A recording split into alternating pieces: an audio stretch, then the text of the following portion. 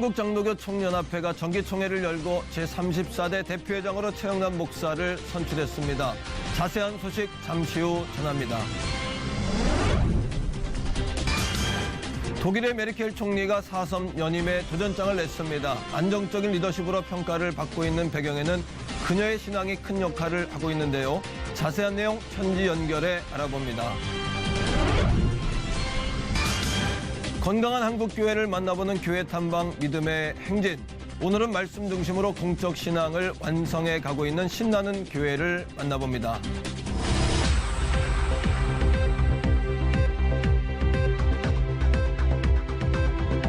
안녕하십니까, 도감록 목사입니다. 하루하루 쏟아지는 뉴스를 듣는 것만으로도 참 벅찬 요즘입니다. 대통령의 세 번째 담화를 두고 많은 해석이 나오고 있는데요. 그 어느 때보다 질서라는 말을 많이 듣고 있는 요즘입니다. 부디 정치적인 계산보다 정의로운 질서가 우선될 수 있길 진심으로 바랍니다. 첫 수도로 교계 뉴스부터 전해드립니다. 한국장로교 총연합회가 제34회 정기총회를 개최했습니다. 이날 총회에서는 신임 대표회장으로 최영남 목사를, 신임 상임회장으로 유중현 목사를 각각 추대했습니다. 김보림 기자가 보도합니다.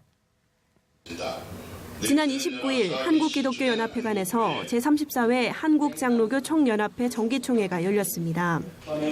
총회에서는 대표회장의 최영남 목사를, 상임회장에는 유중현 목사를 각각 선출했습니다. 이어 대표회장으로 추대된 최영남 목사는 과거의 한국교회의 성장과 부흥의 패러다임에서 지금은 회복과 참여의 패러다임으로 개혁해야 한다고 주장했습니다. 또 최 목사는 종교개혁 500주년을 맞아 지도자들이 개혁을 해야 한다고 말했습니다. 지금 이 시대에 제일 중요한 것이 지도자들의 변화입니다. 지도자들이 변화하지 않고 어떤 것도 이거는 개혁이 되질 않습니다. 주인 노릇했던 그런 자리에서 다 내려오고 예수님을 왕으로 모시고 예수님의 지시를 받는 그런 충실한 종들의 그런 자세로 임하려고 생각하고 있습니다. 예. 직전 대표회장 백남성 목사는 이임식을 통해 임기 1년 동안 한국교회의 연합이 매우 중요하다는 것을 깨달았다며 한국교회의 연합과 일치를 위해 한장총이 계속 힘써달라고 전했습니다. 한장총은 상정 안건 시간에 현재 출석 3분의 2 이상 찬성에서 제적 3분의 2 이상 찬성으로 정관 부분 개정을 통과시켰습니다.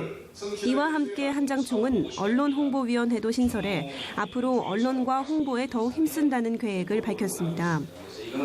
이번 한장총은 한국교회의 화해와 일치 사업과 자랑스러운 장로교인 도서 발간 등을 계획하고 있다고 전했습니다. C채널 뉴스 김보림입니다.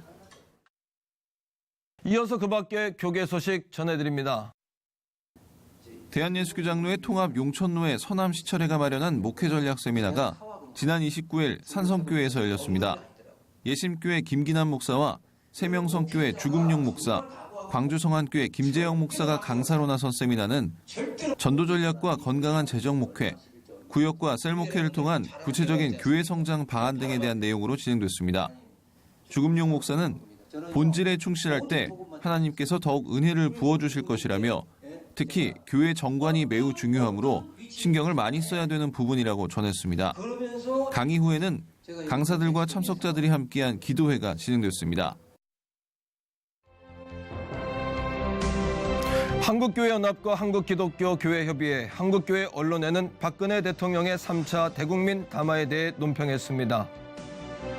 제32차 이모션 코칭이 지난 29일부터 30일까지 양평 하이 패밀리에서 개최됐습니다.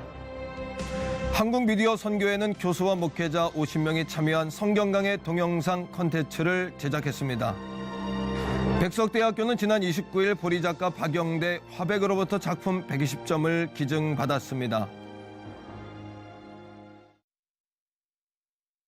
이번에는 나라 밖 소식입니다. 미국에는 특별히 성경을 읽는 주간이 있다고 합니다.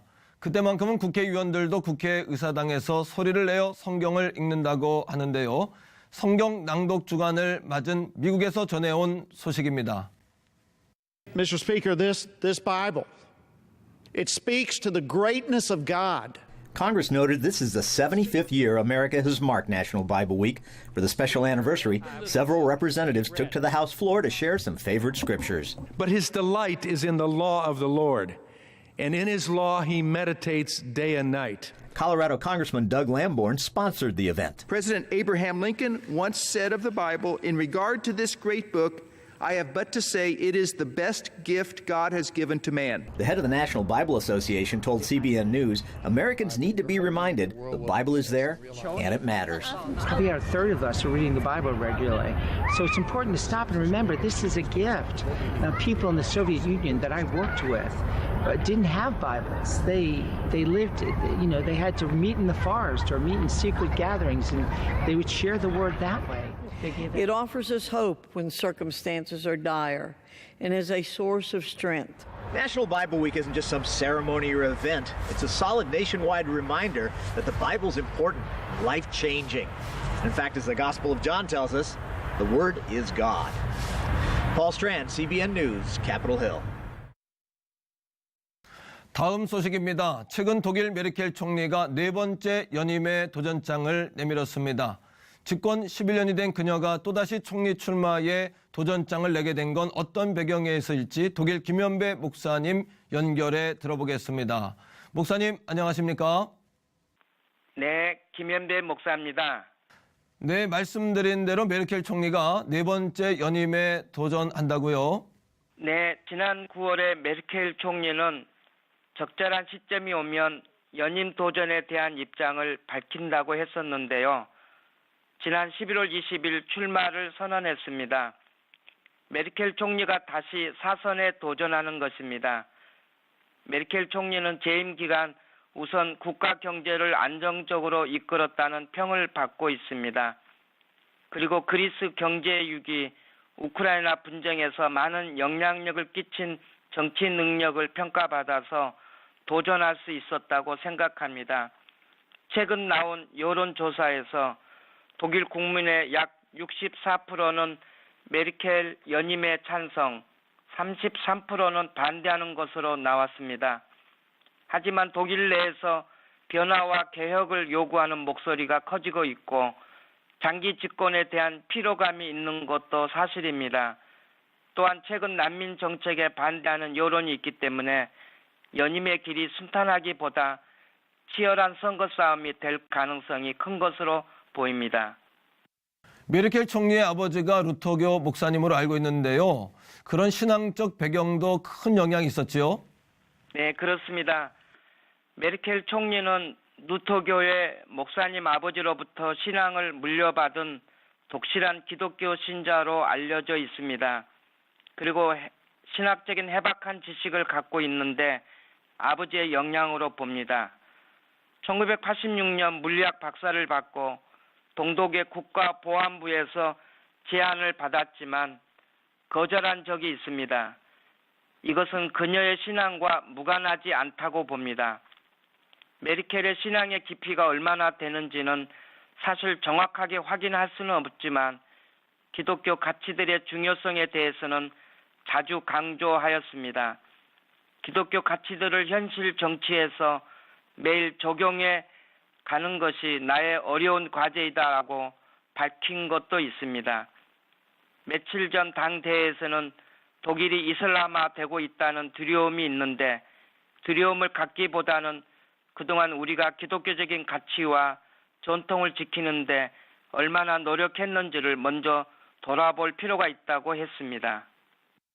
유럽연합의 중심에서 독일은 앞으로도 해결해야 될 과제들도 많지 않습니까? 독일은 현재 난민 문제, 비정규직의 확산, 사회 양극화 등 내부적인 도전 과제들이 있으며 외부적으로도 영국의 유럽연합 탈퇴, 러시아와 미국 트럼프 행정부와의 관계 설정 등 여러 굵직한 현안들이 있습니다. 그동안 독일이 유럽에서 중심축 역할을 해왔기에 그 역할을 계속할 필요가 있고요. 그러기 위해서는 반드시 내부 도전 과제들을 잘 해결해야 합니다.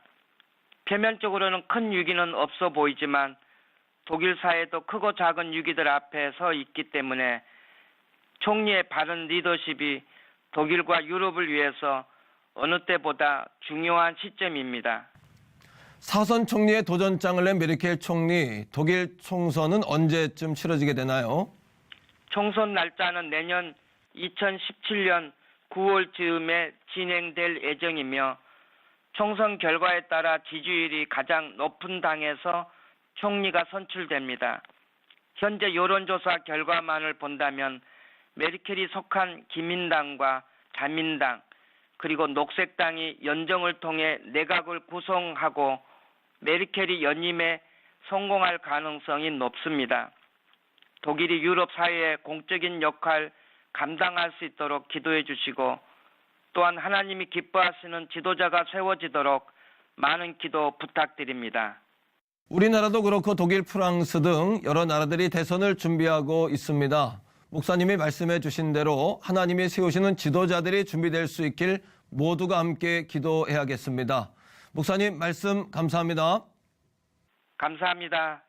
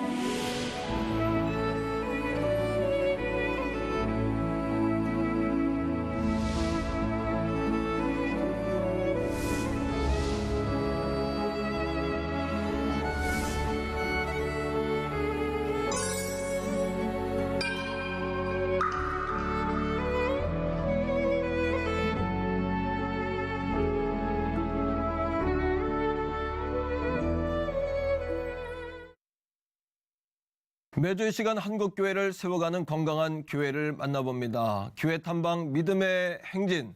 오늘 이 시간에는 신나는 교회 이정기 목사님 모시고 말씀 나눠보겠습니다. 목사님 나와주셔서 고맙습니다. 네, 반갑습니다. 예, 그 신나는 교회, 그 교회 이름만 들어도 기분이 좋습니다, 목사님. 병점과 동탄에서 이렇게 목회하고 계시는 걸로 알고 있는데요. 간단하게 교회 소개 좀 부탁드리겠습니다. 예, 저희 신나는 교회는 지금부터 34년 전에 구로공단에서 개척이 되었고요. 그래서 청년들과 함께 사실 특수목회를 했습니다. 그래서 청년들과 함께 울고 웃고 그리고 오는 청년들 다 공부시키고 그래서 특수목회 하다가 지역에 좀 변화가 왔어요. 90년대 초반에 들어서면서부터 다 서비스업 계통으로 청년들이 빠지고 공장이 외곽으로 이전하게 되어지고 교회가 그곳에 있다가는 아주 존속하지도 못하겠다 하는 그런 위기감이 있었고요. 그래서 이제 지역 안으로 들어가려고 주거 지역으로 들어가려고 기도를 했어요. 기도를 하는데 이제 뭐 막연하게 기도할 수가 없어서 목회 비전을 물었고 하나님이 3천의 비전을 주셨고요. 그래서 3천의 비전을 놓고 거기에 이제 합당한 땅, 지역 놓고 기도를 했는데요. 하나님이 응답하시기를 13년 만에 응답을 주셨어요. 땅은 뭐 수없이 보러 다녔었고요. 수없이 한 40여 건이 진행되는 과정 속에서 하나님이 다 막으셨고요. 그리고 2002년 2월 2일 날 병점에 1,400평의 땅을 주셨어요. 그래서 이제 그곳에서 이제 화성이라는 곳에서요. 그곳에서 목회가 시작되었는데 지금 12년 목회하고 있습니다. 근데 이제 병점 채플에서 교회가 많이 성장을 했어요. 그래서 그 1년에 작게는 700명, 많게는 한 1,000명씩 등록하는 그런 교회가 되었고요. 그런데 이제 예배 공간이 비좁아가지고 조금 더 이제 확장을 해야 되는 상황에서 바로 옆에 땅을 좀 이렇게 매입해가지고 하려고 계획을 했었는데요. 그걸 하나님이 다 막아버리시더라고요. 그러더니 생각지도 않았던 동탄 이 신도시에 하나님께서 그 땅을 놓고 기도하게 만드셨고요. 지금은 동탄 채플에 제 2성전이 건축되어져서 거기는 거기대로 예배를 드리고 있습니다. 두 군데 섬기고 있습니다. 참 감동적이고 좀 부러운 마음도 있습니다, 목사님 마음에. 제가 알기로는 그 구로공단에서 함께했던 성도님들이 새로운 신도시로 이주할 때에 이제 거의 100% 가까이 함께 이주한 걸로 알고 있습니다. 거기에 대해서 어떤 특별한 이유가 있을까요, 목사님? 100% 이동했습니다. 100%요? 근데 이제 사실 화성 병점에 땅이 나왔을 때 처음 본 땅이에요. 처음 본 땅인데요. 하나님이 그 땅 보자마자 이렇게 마음에 감동을 주셨어요. 그래서 그 땅 보고 오면서 얼마나 차 속에서 울었는지 몰라요.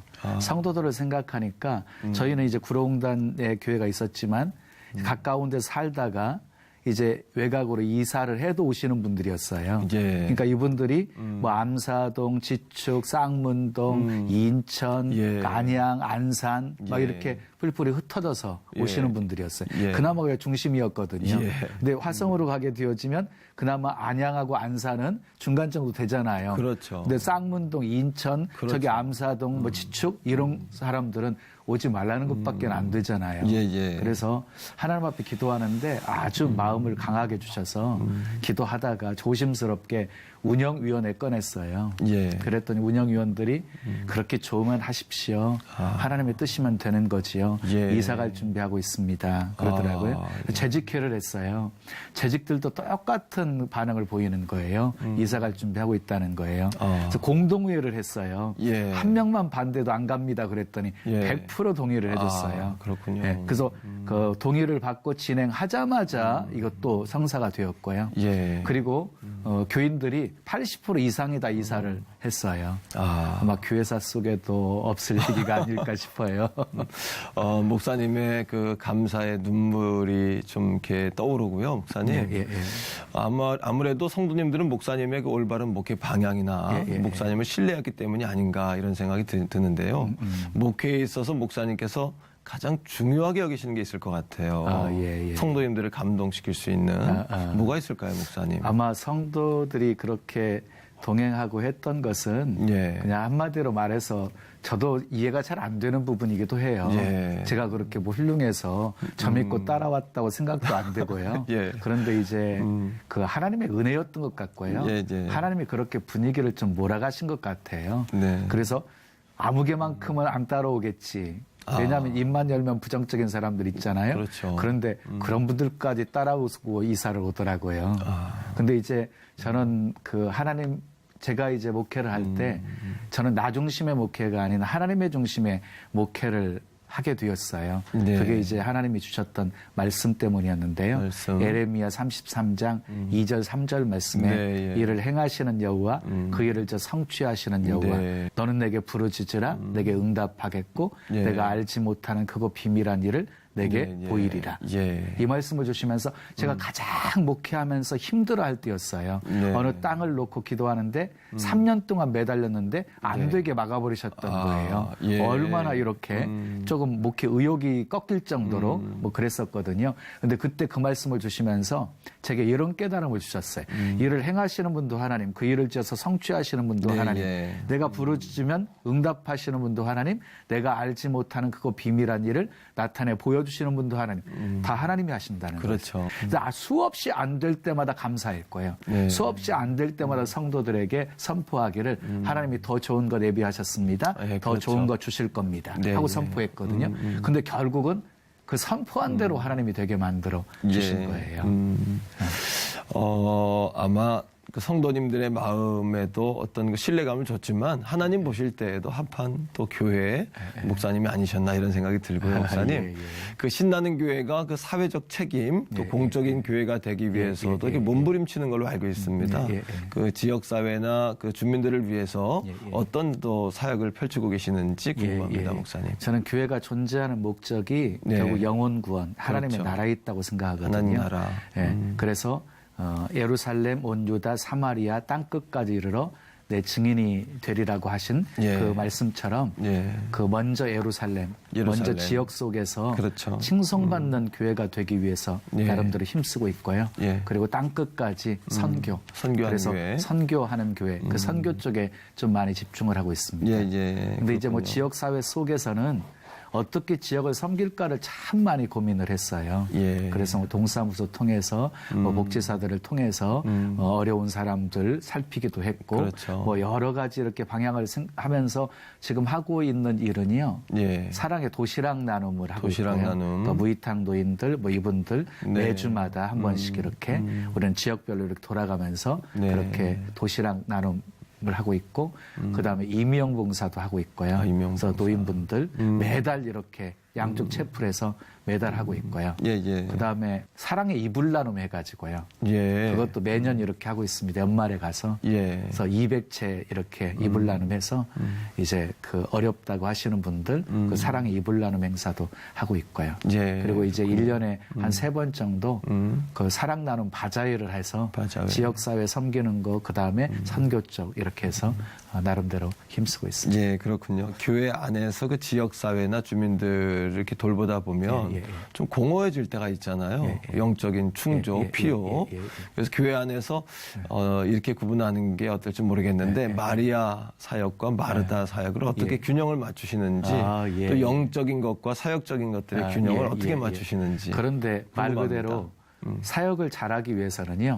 영적인 필요가 공급되지 않으면 그 은혜로 하는 것인데요. 맞습니다. 은혜가 고갈되어져 버리면 사역의 기쁨을 상실해 버리게 되거든요. 그렇죠, 목사님. 그래서 가장 중요한 것은 영적 필요를 채워주면 그리고 말 그대로 양들을 잘 먹이면 그냥 저 틀리잖아요. 맞습니다. 그러니까 은혜는 공급하지 않으면서 쥐어 짜니까 양들만 그냥 죽어나는 거지요. 그러니까 말 그대로 그냥 기쁨으로 감사함으로 이렇게 사역할 수 있게끔 영적인 필요가 교회에서 늘 공급되게끔 최선을 다하고 그게 있습니다. 우선순위를 두고 그다음에 그거에 의해서 사역이 이루어지도록 그 마지막으로 목사님의 목회 비전 또 기도 제목이 있으시면 나눠주시면 그렇게 중보하도록 하겠습니다. 목사님.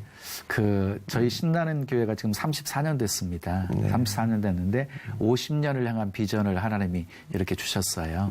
그래서 말씀으로 부흥하는 교회. 말씀으로. 저희가 이제 말씀으로 부흥해서 3만 비전.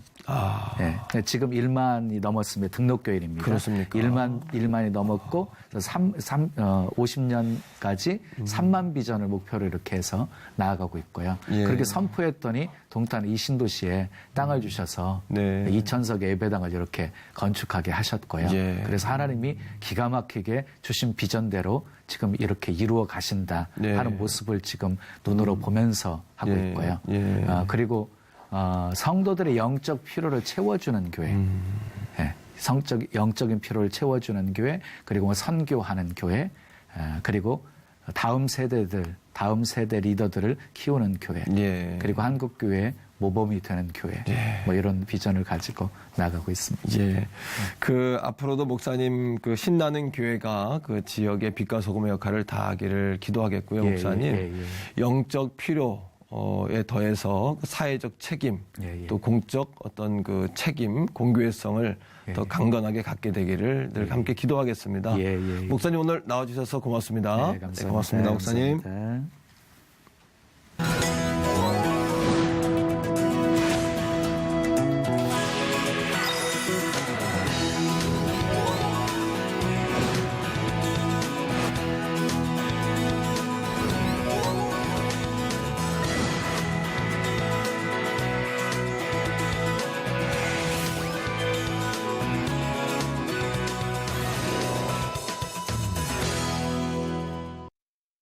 (2016년이) 언제 이렇게 다 지냈나 싶은데요. 남은 한 달은 또 얼마나 빨리 지나겠습니까? 하루하루 더욱 성실하게 잘 보내야겠습니다. 시청을 매거진 굿데이는 시청자 여러분과 함께하는 방송입니다. 좋은 의견 있으시면 아래 전화번호와 이메일로 연락 주시고요. 인터넷을 통해서도 방송을 다시 보실 수 있습니다. 오늘 순서는 여기까지입니다. 시청해 주신 여러분 고맙습니다.